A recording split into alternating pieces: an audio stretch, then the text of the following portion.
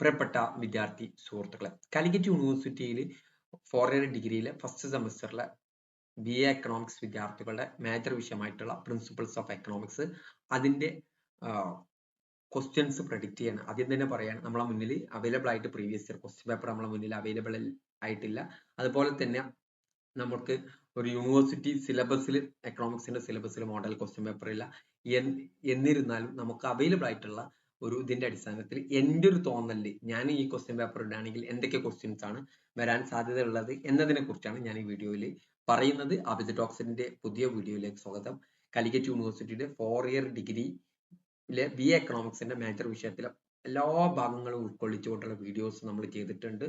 ആ വീഡിയോസിന്റെ ലിങ്ക് ഞാൻ ഡിസ്ക്രിപ്ഷൻ ബോക്സിൽ നൽകുന്നുണ്ട്. അപ്പൊ നമ്മൾ 6 മാർക്കിന് 10 മാർക്സിൻ്റെതാണ് നമ്മൾ പറയുന്നത്. ഒന്നാമത്തെ മൊഡ്യൂളിൽ നിന്ന് ഞാൻ പ്രതീക്ഷിക്കുന്നത് ഒരു എസ്സേ ക്വസ്റ്റ്യൻ ആയിട്ട് പ്രിൻസിപ്പിൾസ് ഓഫ് എക്കണോമിക്സ്, മൊഡ്യൂൾ 2-ൽ നിന്ന് തിങ്കിങ് ലൈക്ക് ആൻ എക്കണോമിക്സ് എന്ന് economics as a science, PPC അല്ലെങ്കിൽ PPF, micro macro economics difference, positive versus normative analysis, why economics disagree, the circular flow of different sectors. ഇനി module 3-ന് individuals economizing problem, society economizing problem, limit, alternative choices and scarcity, central economic problem, illustrate PPC. Okay. ഇനി module 4 the market system, അതിൽ നിന്ന് characteristics of the market system, laissez-faire capitalism, different market system, അത് differentiate ചെയ്യാനും ചോദിക്കാൻ സാധ്യതയുള്ളതാണ്. 5 fundamental questions, how the market system deals with risk. ഇതാണ് ഞാൻ പ്രതീക്ഷിക്കുന്ന ഒരു ക്വസ്റ്റ്യൻ.